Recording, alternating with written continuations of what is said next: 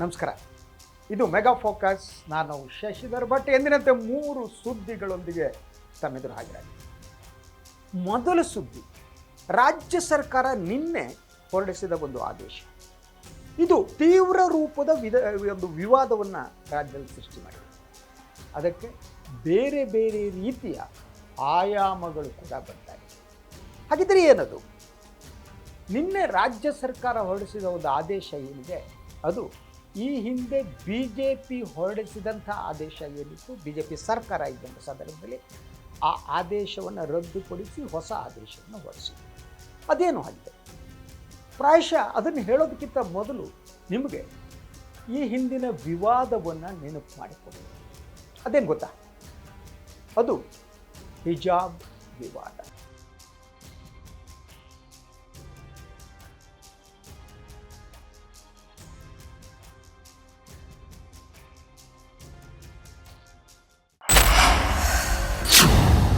ಪ್ರಾಯಶಃ ಅದು ದಕ್ಷಿಣ ಕನ್ನಡ ಜಿಲ್ಲೆಯಲ್ಲಿ ಪ್ರಾರಂಭ ಆದದ್ದು. ಮುಸ್ಲಿಂ ಹೆಣ್ಣು ಮಕ್ಕಳು ಹಿಜಾಬ್ ಧರಿಸಿ ಬಂದಿದ್ದಕ್ಕೆ ವಿರೋಧವನ್ನು ವ್ಯಕ್ತಪಡಿಸಿದರು. ಅದೊಂದು ಎಲ್ಲಿಯವರೆಗೆ ಅಂದರೆ ಅದು ನ್ಯಾಯಾಲಯದ ಮೆಟ್ಟಿಲನ್ನು ಕೂಡ ಏರ್ಬೋದು. ಅದಾದ ಮೇಲೆ ಸರ್ಕಾರ, ಅಂದಿನ BJP ಸರ್ಕಾರ ಒಂದು ಆದೇಶವನ್ನು ಹೊರಡಿಸಿತು. ಈಗ ಆ ಆದೇಶವನ್ನು ರದ್ದುಪಡಿಸಲಾಗಿದೆ. ಸೊ ಇದರ ಬಗ್ಗೆ ಈಗಾಗಲೇ BJPಯ ಹಲವು ನಾಯಕರುಗಳು ತೀವ್ರ ಪ್ರತಿರೋಧವನ್ನು ವ್ಯಕ್ತಪಡಿಸಿದ್ದಾರೆ. ಅವರು ಬಹಳ ಸ್ಪಷ್ಟವಾಗಿ ಇದು ಮಾಡಬಾರದಾಗಿತ್ತು. ಈ ಶೈಕ್ಷಣಿಕ ಸಂಸ್ಥೆಗಳೇನಿವೆ ಅಲ್ಲಿ ಈ ಜಾತೀಯತೆಯನ್ನು ತರಲಾಗ್ತಾ ಇದೆ, ಹಾಗೆ ಹೀಗೆ ಮಾತಾಡ್ತಾ ಇದೆ. ಹಾಗಿದ್ರೆ ಏನದು? ಯಾಕೆ ಹಿಜಾಬ್ ಮತ್ತು ಜನಿವಾರದ ಈ ವಿವಾದ ಹುಟ್ಟುಕೊಂಡಿದೆ? ನಿನ್ನೆ ಹೊರಡಿಸಿದ ಒಂದು ಸರ್ಕಾರಿ ಆದೇಶ ಏನಿದೆ, ಆದೇಶ ಬಹಳ ಸ್ಪಷ್ಟವಾಗಿ ಹೇಳುತ್ತೆ. ಅದು ಒಂದು ರೀತಿಯಲ್ಲಿ ಧಾರ್ಮಿಕ ಸ್ವಾತಂತ್ರ್ಯಕ್ಕೆ ಸಂಬಂಧಪಟ್ಟಿದೆ. ಅಂದರೆ ವಿದ್ಯಾರ್ಥಿಗಳು ಶಾಲೆಗೆ ಹೋಗುವ ಸಂದರ್ಭದಲ್ಲಿ ಯಾವ ರೀತಿಯ ಧಾರ್ಮಿಕ ಲಾಂಛನಗಳನ್ನು ಧರಿಸಬಹುದು, ಯಾವ ಯಾವ ಲಾಂಛನಗಳಿಗೆ ಎಲೋವಿದೆ. ಸೊ ಈ ಬಗ್ಗೆ ಹೇಳುವಾಗ ನಿಮಗೆ ಕೆಲವೇ ದಿನಗಳ ಹಿಂದಿನ CET ಎಕ್ಸಾಮ್ ಆದ ಸಂದರ್ಭದಲ್ಲಿ ಆದಂಥ ವಿವಾದ ನೆನಪಿರ್ಬೋದು. ಯಾವುದೋ ಬ್ರಾಹ್ಮಣ ವಿದ್ಯಾರ್ಥಿ ಒಂದು ಜನಿವಾರ ಹಾಕೋ ಬಂದಿದ್ದ, ಅಲ್ಲಿ ಅಧಿಕಾರಿಗಳು ಹಿಡಿದು ಜನಿವಾರ ಕಿತ್ತರು, ಗಲಾಟೆ ಆಯಿತು. ಆವಾಗ ಉದ್ಭವವಾದ ಪ್ರಶ್ನೆ ಏನು ಅಂದರೆ, ಧಾರ್ಮಿಕ ಲಾಂಛನಗಳ ಅಗತ್ಯ ಇದೆಯಾ? ಒಂದೊಂದು ಧರ್ಮದವರಿಗೆ ಒಂದೊಂದು ಧಾರ್ಮಿಕ ಲಾಂಛನ ಇದೆ. ಹಿಂದೂಗಳಲ್ಲಿ ಬ್ರಾಹ್ಮಣರು ಒಂದು ಇಟ್ಕೊಳ್ಳಿ, ತಲೆ ಮೇಲೆ ಜುಟ್ಟ ಬಿಟ್ಟಿರ್ತಾರೆ, ಜನಿವಾರ ಹಾಕಿರ್ತಾರೆ. ಲಿಂಗಾಯತರು ಶಿವದಾರ ಹಾಕಿರ್ತಾರೆ, ಇನ್ಯಾರೋ ಉಡುದಾರ ಹಾಕಿರ್ತಾರೆ. ಮುಸ್ಲಿಂ ಮಹಿಳೆಯರು ಹಿಜಾಬ್ ಧರಿಸಿರ್ತಾರೆ ಅಲ್ವಾ? ಕ್ರಿಶ್ಚಿಯನರು ಕ್ರಾಸ್ ಹಾಕಿರ್ತಾರೆ. ಅದು ಅವರವರ ಧರ್ಮಕ್ಕೆ ಸಂಬಂಧಪಟ್ಟಿದ್ದು. ಶಿಕ್ಷಣಕ್ಕೂ ಧರ್ಮಕ್ಕೂ ಯಾವ ರೀತಿಯ ಸಂಬಂಧ? ಬಹಳ ಮುಖ್ಯವಾಗಿ ಧಾರ್ಮಿಕ ಲಾಂಛನಗಳ ಪ್ರದರ್ಶನ ಮಾಡಬೇಕೋ ಮಾಡಬೇಡುವೋ ಅನ್ನೋದು ಒಂದು ಸಪ್ರೇಟ್ ಆದ ವಿಷಯ. ಸಮಾಜದಲ್ಲಿ ಧಾರ್ಮಿಕ ಲಾಂಛನವನ್ನು ತರಲೇಬಾರದು. For example, communist countries, yes I can agree, there is nobody is allowed to use that religious symbols. I agree for that. ಆದರೆ ಇಂಡಿಯಾ ಬಹುಧರ್ಮೀಯ ರಾಷ್ಟ್ರ. ಇಲ್ಲಿ ಬೇರೆ ಬೇರೆ ರೀತಿಯ ಜನ, ಧರ್ಮದವರು, ನಂಬಿಕೆಯವರು ಬರುತ್ತಾರೆ. ಅದು ಏನು ಮಾಡಬೇಕು? ಸೊ ಇದು ವಿವಾದ ಹುಟ್ಟಿದ್ದು ಯಾಕೆ ಅನ್ನೋದನ್ನು ನಿಮಗೆ ಹೇಳ್ತೀನಿ.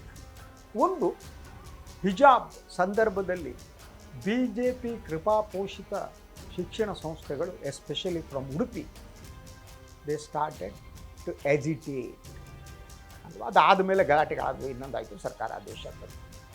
ಅವ್ರ ಉದ್ದೇಶ ಭಾಳ ಸ್ಪಷ್ಟವಿತ್ತು.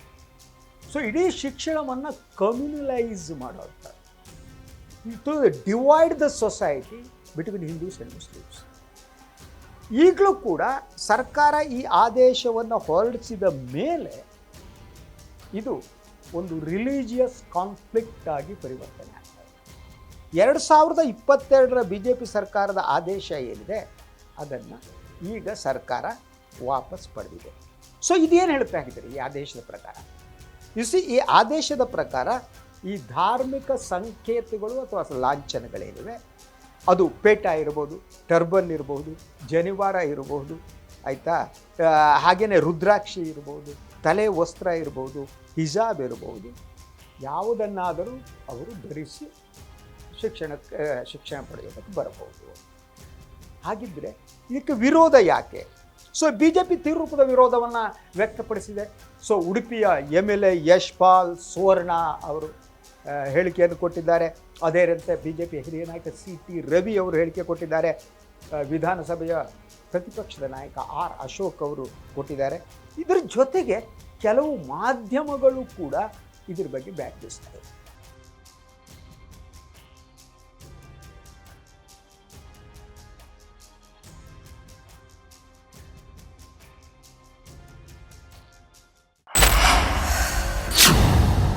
ಬಹಳ ಮುಖ್ಯವಾಗಿ ಈ ಆದೇಶದಲ್ಲಿರುವ ತಪ್ಪು, ಎಲ್ಲ ಧರ್ಮದವರು ಅವರ ಧಾರ್ಮಿಕ ಲಾಂಛನವನ್ನು ಧರಿಸಿ ಬರಬಹುದು ಅಂತ, ಅದಕ್ಕೆ ಯಾಕೆ ವಿರೋಧ ಮಾಡಬೇಕು? ಯಾವುದೇ ಒಂದು ಧರ್ಮಕ್ಕಾದರೆ ಐ ಕ್ಯಾನ್ ಅಂಡರ್ಸ್ಟ್ಯಾಂಡ್. ಸೊ ಹಿಜಾಬ್ ಮಾತ್ರ ಎಲ್ಲೋ ಮಾಡ್ತೀವಿ, ಉಳಿದವ್ರಿಗೆ ಎಲ್ಲೋ ಮಾಡಲ್ಲ. Yes, you have every right to opposite, but the situation is entirely different. ಇಲ್ಲಿ ನೀವು ಹಿಜಾಬನ್ನು ಧರಿಸ್ಬೋದು, ರುದ್ರಾಕ್ಷಿಯನ್ನು ಧರಿಸ್ಬೋದು, ಜನಿವಾರವನ್ನು ಧರಿಸ್ಬೋದು. ಇದಕ್ಕೆ BJP ವಿರೋಧ ಮಾಡ್ತಿರೋದು ಯಾಕೆ ಅಂತಂದರೆ, ಒಂದನೇದಾಗಿ ಮುಸ್ಲಿಂ ಹೆಣ್ಣು ಮಕ್ಕಳು ಹಿಜಾಬನ್ನು ಧರಿಸಿ ಬರ್ತಾರೆ, ಅದು ಆಗ್ಕೂಡುದು. ಅಂದರೆ ದೇ ಆರ್ ಟಾರ್ಗೆಟಿಂಗ್ ಮುಸ್ಲಿಮ್ಸ್. ಸತತವಾಗಿ ಮುಸ್ಲಿಮರನ್ನು ಟಾರ್ಗೆಟ್ ಮಾಡುತ್ತಿರುವ BJP ಈಗ ಇನ್ನೊಂದು ಅಸ್ತ್ರವನ್ನು ಪ್ರಯೋಗಿಸೋದಕ್ಕೆ ಸಿದ್ಧವಾಗಿದೆ. ಶ್ರೀರಾಮ್ ಸೇನೆ ಮುತಾಲಿಕ್ ಅವರು, ಪ್ರಮೋದ್ ಮುತಾಲಿಕ್ ಅವರು ಈ ಬಗ್ಗೆ ಮಾಧ್ಯಮಗಳಿಗೆ ಪ್ರತಿಕ್ರಿಯೆ ನೀಡ್ತಾ, ನಾವು ನಮ್ಮ ಲಾಯರ್ಸ್ ಹತ್ರ we are discussing about this, so ನಾವು ಕೋರ್ಟಿಗೆ ಹೋಗ್ತೀವಿ. ದಟ್ ಈಸ್ ವಾಟ್ ಶ್ರೀರಾಮ ಸೇನೆಯ ಅಧ್ಯಕ್ಷರು, ರಾಷ್ಟ್ರೀಯ ಅಧ್ಯಕ್ಷರು ಆದಂಥ ಮುತಾಲಿಕ್ ಅವರು ಹೇಳಿದ್ದಾರೆ. ಸೊ BJP ಕೂಡ ರೆಡಿ ಆಗ್ತದೆ. ಏನು ಇನ್ನು 2 ವರ್ಷಗಳ ಚುನಾವಣೆ ಬರುತ್ತೆ, ಅದಕ್ಕಿಂತ ಮೊದಲು ಒಂದು ಹಿಂದೂ ಮುಸ್ಲಿಂ ವಿಚಾರ ಬೇಕು. ಹಿಂದೂ ಮುಸ್ಲಿಂ ವಿಚಾರ ಇದ್ದರೆ ಸೊ ಆವಾಗ ಏನು ಈ ಕೋಮುವಾದಿ ಧ್ರುವೀಕರಣ ಅಂತ, ಈ ಕೋಮುವಾದಿ ಧ್ರುವೀಕರಣಕ್ಕೆ ಅನುಕೂಲ ಆಗಲಿ ಅನ್ನೋ ಕಾರಣಕ್ಕಾಗಿ ಇದನ್ನು ಬಳಸಿಕೊಳ್ಳೋದು. ಒಂದು ಮಾತು ಹೇಳ್ತಾರೆ ಪ್ರಮೋದ್ ಮುತಾಲಿಕ್ ಇವತ್ತು ಹೇಳ್ತಾ ಇದ್ರು, ನಾವು ಜನಿವಾರ ಹಾಕಬೇಕು, ಶಿವದಾರ ಹಾಕಬೇಕು ಅನ್ನೋದು ನಮಗೆ ಬಿಟ್ಟಿದ್ದು, ಅದಕ್ಕೆ ಸರ್ಕಾರ ಹೇಳಬೇಕಾ ಅಂತ. ಓಕೆ, ಸರ್ಕಾರ ಅದು ಹೇಳಬೇಕಾಗಿಲ್ಲ ಅಂತ ಆದರೆ ನೀವು ಹಿಜಾಬ್ ಧರಿಸಿ ಅಂತ ಹೇಳಿದ್ರಲ್ಲಿ ಏನು ತಪ್ಪಿದೆ? ಹಿಜಾಬ್ ಧರಿಸಿ ಬರೋದೇನು ತಪ್ಪಿದೆ? ಎಸ್ಪೆಷಲಿ ವಾಟ್ ಐ ಬಿಲೀವ್, ನನ್ನ ವೈಯಕ್ತಿಕ ನನ್ನ ಅಭಿಪ್ರಾಯದಲ್ಲಿ ಧಾರ್ಮಿಕ ಲಾಂಛನಗಳನ್ನು ಹೊರಗೆ ಧರಿಸಿ ಬರಕೂಡ್ದು ಅಂತ ನಂಬುವವಲ್ಲ. ಅವನು ಹಿಂದೂ ಇರಲಿ, ಮುಸ್ಲಿಂ ಇರಲಿ, ಕ್ರಿಶ್ಚಿಯನ್ ಇರಲಿ, ಬೌದ್ಧ ಇರಲಿ, ಸಿಖ್ ಇರಲಿ, ಯಾರೇ ಇರಲಿ. ಸೊ ಹೊರಗೆ ಬಂದಾಗ ಅವರ ಅಪಿಯರೆನ್ಸಲ್ಲಿ ಅವರು ಧರಿಸುವಂತಹ ಧಾರ್ಮಿಕ ಲಾಂಛನಗಳೇನಿವೆ ಅದು ಅವರ ಧರ್ಮವನ್ನು ಗುರುತಿಸುವುದಕ್ಕೆ ಕಾರಣ ಆಗ್ತದೆ. ಆದರೆ ನಮ್ಮ ಸೊಸೈಟಿ ಇದೆಯಲ್ಲ ಆ ಮಟ್ಟದಲ್ಲಿ ಇದೆಯಾ? ನಾವು ವೈಚಾರಿಕವಾಗಿ ಅಷ್ಟು ಬೆಳೆದಿಲ್ಲ. That is a major problem. ಆದ್ದರಿಂದ ಇದು ಬಹಳ ಸೂಕ್ಷ್ಮವಾದ ವಿಚಾರ. ಏನು ಧರ್ಮ ಏನಿದೆ ಅದನ್ನ ಯಾವತ್ತೂ ಕೂಡ ರಾಜಕೀಯಕ್ಕೆ ಬಳಸ್ಬೋದು. Politics and religion is entirely different. Politicians or political parties should not use the religion for the electoral benefits. But the thing is, ಈ ದೇಶದ ಹಣೆ ಬರ ನೀವು ಧರ್ಮವನ್ನು ಬಿಟ್ಟು ರಾಜಕಾರಣ ಇಲ್ಲದ ಸ್ಥಿತಿ ಬಂದು ಪ್ರತಿಯೊಂದು ಕೂಡ ರಾಜಕೀಯಗೊಳಿಸುವಂಥ ಯತ್ನ ನಡೀತಾ ಇದೆ.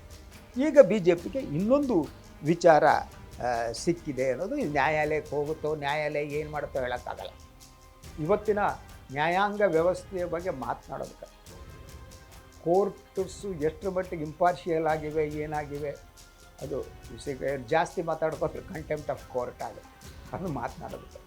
But the situation is horrible. ನಾವು ಪ್ರತಿ ವಿಚಾರಕ್ಕೂ ಕೂಡ ಧರ್ಮ ತರೋದು.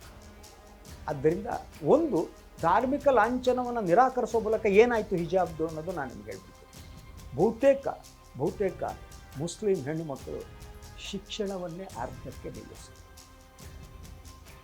ಈಗ ಅದಾದ ಮೇಲೆ CETಗೆ ಸಂಬಂಧಪಟ್ಟ ಜನಿವಾರ ತೆಗೆಸಿದಾಗ ಆ ಬ್ರಾಹ್ಮಣರ ಮಕ್ಕಳೇನಿದ್ದಾರೆ ದೇ ಆಲ್ಸೋ ಸಫರ್ಡ್. ಸೊ ಆದ್ದರಿಂದ ಈ ಪ್ರೆಸೆಂಟ್ ಸಿಚುವೇಷನ್ನಲ್ಲಿ ಸೊ ಇದು ಬೆಸ್ಟ್ ಸೊಲ್ಯೂಷನ್ ಅಂತ ನಾನು ಅಂದ್ಕೊಂಡಿದ್ದೆ. ನಿಮ್ಮ ಧರ್ಮದ ಬೇರೆ ಹಾಕೊಂಡು ಹೋದ್ರೆ ಪಪೇಟರು ಹಾಕ್ಕೊಳ್ಳಿ, ಶಿವದಾರರು ಹಾಕ್ಕೊಳ್ಳಿ, ಹುಡುದಾರರು ಹಾಕ್ಕೊಳ್ಳಿ, ಏನು ಬೇಕಾದ್ರೂ ಹಾಕ್ಕೊಳ್ಳಿ, ಜುಟ್ಟು ಬಿಟ್ಕೊಳ್ಳಿ, ತಲೆ ಬೋಳಿಸ್ಕೊಳ್ಳಿ, ಕಿವಿಗೆ ಏನಾದ್ರು ಸಿಕ್ಸ್ಗಳದೇ ಇರಿ, ಕುತ್ತಿಗೆ ಏನೋ ಹಾಕಿ ಮಾರೋ ಗೋಲಿ ಮಾಡ್ತಾ ಕೂತೀರಿ ಅಲ್ವಾ, nothing will happen. But education ಮಾಡೋದಿಲ್ಲ. ಅದರಿಂದ ಧರ್ಮ ಅನ್ನೋದು ಶಿಕ್ಷಣಕ್ಕೆ ಅಡ್ಡಿ ಹಾಕೋದು.